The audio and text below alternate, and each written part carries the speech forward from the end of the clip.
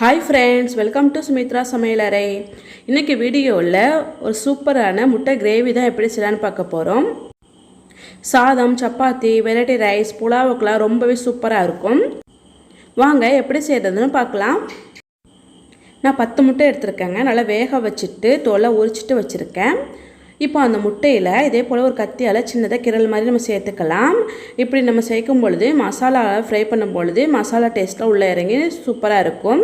அதுக்காக இதே போலவே எல்லா முட்டைகளையும் ரெடி பண்ணி வச்சுக்கலாங்க.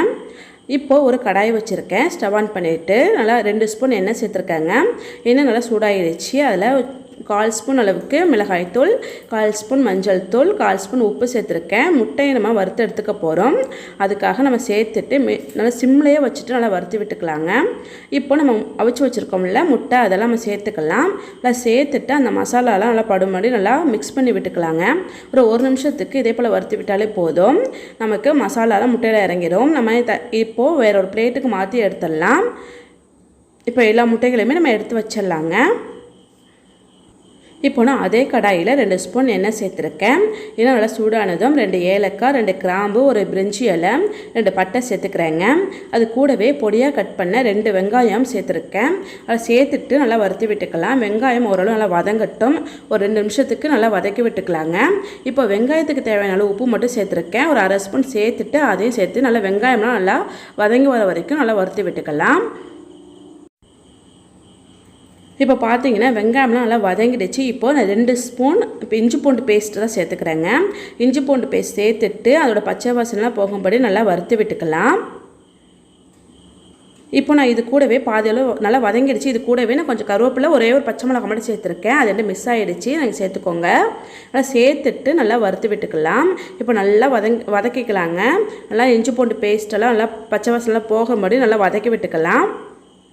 இப்போ நல்லா வதக்கியாச்சுங்க. இப்போ நான் ஒரு 1/2 ஸ்பூன் மஞ்சள் தூள் சேர்த்துக்கிறேன்.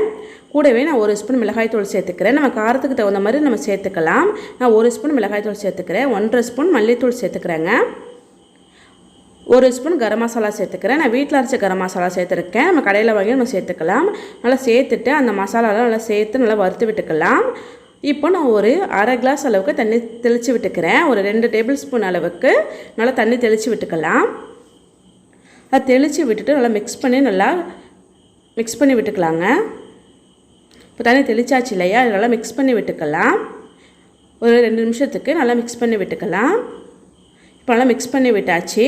இப்போ பார்த்தீங்கன்னா நல்லா மிக்ஸ் பண்ணி விட்டாச்சு. தெளிச்சோம்ல தண்ணியெலாம் ட்ரை ஆகிடுச்சு. இப்போது நல்லா 2 பெரிய தக்காளி நான் அதே போல் அரைச்சி வச்சுருக்கேன். அதை நம்ம சேர்த்துக்கலாம். சின்ன தக்காளியாக இருந்தால் 3 தக்காளி எடுத்துக்கோங்க, கரெக்டாக இருக்கும். தக்காளிலாம் சேர்த்துட்டு நல்லா ஒரு டைம் நல்லா மிக்ஸ் பண்ணி விட்டுக்கலாங்க. அந்த மசாலாவோடு சேரும்படி நல்லா மிக்ஸ் பண்ணி விட்டுக்கலாம். இப்போ நல்லா மிக்ஸ் பண்ணி விட்டாச்சு இல்லையா. இப்போ நம்ம உப்பு சேர்த்துக்கலாங்க. இப்போ ஏற்கனவே முட்டையிலையும் உப்பு சேர்த்துருக்கோம், வெங்காயம் வதக்கும் போது உப்பு சேர்த்துருக்கோம். நல்லா பார்த்துட்டு சேர்த்துக்கலாம். நான் 1 ஸ்பூன் அளவுக்கு உப்பு சேர்த்துருக்கேங்க. இப்போது நான் ஒரு 1/2 கிளாஸ் அளவுக்கு தண்ணி சேர்த்துட்டு திரும்ப நல்லா கொதிக்க வச்சுக்க போகிறேங்க. இப்போ தண்ணி சேர்த்தாச்சு. ஒரு 5 நிமிஷத்துக்கு நல்லா மீடியமான ஃப்ளேமில் வச்சு நல்லா கொதிக்க விட்டுக்கலாம். நல்லா கொதித்து வரட்டும். இப்போ பாருங்கள் நல்லா கொதிச்சிருச்சு. இப்போ நம்ம வேக வச்சுருக்கோம்ல முட்டையை நல்லா சேர்த்துக்கலாம். ஒரு டைம் நல்லா மிக்ஸ் பண்ணி விட்டுட்டு நம்ம முட்டையெல்லாம் சேர்த்துக்க போகிறோங்க. நல்லா கலந்து விட்டாச்சு. இப்போ நம்ம வேக வச்ச முட்டையை நம்ம சேர்த்துக்கலாம். சேர்த்துட்டு ஒரு 2 நிமிஷம் அப்படியே விட்டுடலாங்க. இப்போ நல்லாவே கொதிச்சிருச்சு. இப்போது லைட்டாக மிக்ஸ் பண்ணி விட்டுக்கலாங்க. ஒரு 2 நிமிஷம் ஆயிடுச்சு. இப்போது அந்த நல்லா லைட்டாக மிக்ஸ் பண்ணி விட்டுக்கலாம். முட்டையெல்லாம் உடையாமல் நல்லா மிக்ஸ் பண்ணி விட்டுக்கலாங்க. இது மாதிரி பண்ணும்பொழுது இன்னும் கொஞ்சம் மசாலாலாம் முட்டையோடு சேரும். அதுக்காக இதே போல் எல்லாம் மிக்ஸ் பண்ணி விட்டுக்கலாம். இப்போ கடைசியாக கொத்தமல்லி சேர்த்துட்டு நம்ம ஸ்டவ் ஆஃப் பண்ணிடலாங்க. அவ்வளோதான், ரொம்பவே சூப்பரான முட்டை கிரேவி ரெடி ஆகிடுச்சு. இதே போல் நீங்களும் செஞ்சு பாருங்கள். ரொம்பவே டேஸ்ட்டாக இருக்கும். சாதத்தை கூட போட்டு சாப்பிடுவோம், ரொம்ப டேஸ்ட்டாக இருக்கும். சப்பாத்தி, புலாவ், வெரைட்டி ரைஸ்க்கெலாம் தொட்டு சாப்பிடும் பொழுது ரொம்ப டேஸ்ட்டாக இருக்கும். அவ்வளோதான், ரெடியாக. இப்போ நம்ம ஸ்டவ் ஆஃப் பண்ணிடலாம். இதே போல் நீங்களும் செஞ்சு பாருங்கள். இந்த வீடியோ பிடிச்சிருந்தா சப்ஸ்கிரைப் பண்ணி சப்போர்ட் பண்ணுங்கள், லைக் பண்ணுங்கள், ஷேர் பண்ணுங்கள். தேங்க்யூ.